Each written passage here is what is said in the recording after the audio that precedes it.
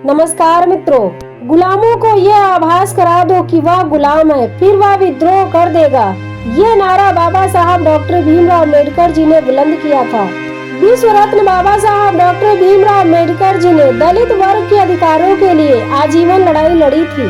वो अकेले ही एक ऐसे योद्धा थे जिन्होंने कभी भी इस लड़ाई में हार नहीं मानी थी, जबकि बाबा साहब ने खुद सारा जीवन अछूतपन की विभीषिका को झेला था और वो इस अभिशाप को भारत भूमि से मिटाने में भला कैसे दूर रह सकते थे। इसलिए 20 जुलाई 1924 के दिन बहिष्कृत हितकारिणी सभा की स्थापना की, जिसका उद्देश्य अछूतों की उन्नति करना और उनको अधिकार दिलवाना था। तो आइए मित्रों, जानते हैं विस्तार से। इसके लिए आप लोग पूरा वीडियो देखिएगा।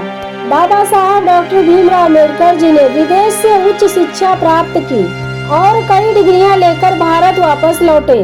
भारत आने के बाद वे अछूतों के उद्धार के लिए कार्य में जुट गए और मार्च 1924 में बाबा साहब डॉक्टर भीमराव अम्बेडकर जी ने प्रमुखता समाज सुधारक का काम शुरू किया था।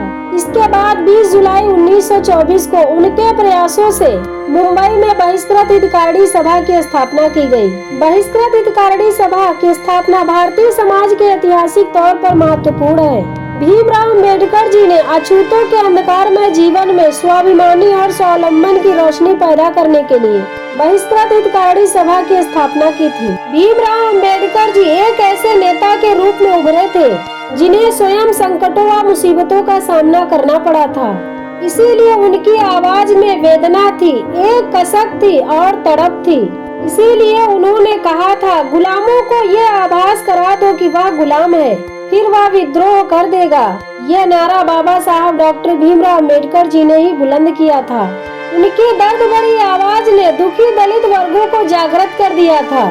उनमें चेतना आने लगी थी।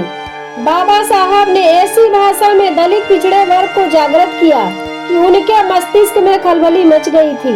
उन्होंने ललकारा, तुम्हारे चेहरों की दयनीय दशा देखकर और तुम्हारी हताश निराशा आवाजें सुनकर मेरा हृदय फटा जाता है।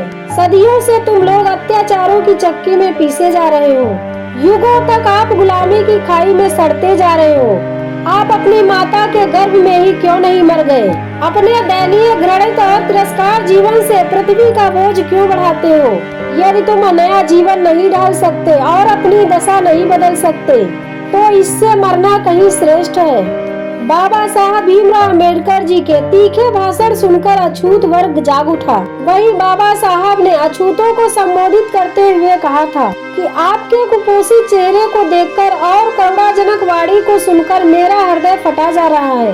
तुम इंसान हो, इंसान को अपनी कार्यशैली के द्वारा दुनिया में उन्नति करने का अधिकार है। आप लोग इस देश के रहने वाले हो। आपको रोटी, कपड़ा और मकान अन्य भारतीयों की तरह हासिल करने का जन्म सिद्ध अधिकार है। स्वाभिमान पूर्ण जीवन जीना है तो स्वावलंबन की उन्नति का मार्ग है। बाबा साहब डॉक्टर भीमराव अम्बेडकर जी के सिवाय ऐसी वाणी कौन बोल सकता था?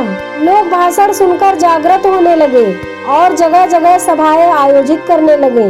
मानव अधिकारों की मांग को बुलंद बनाकर अछूतोद्धार आंदोलन को आगे बढ़ाने का श्रेय बाबा साहब डॉक्टर भीमराव अम्बेडकर जी को ही जाता है। तो ये वीडियो आप लोगों को कैसी लगी कमेंट कीजिएगा और हमारे channel story line audio cast को लाइक और सब्सक्राइब कीजिएगा।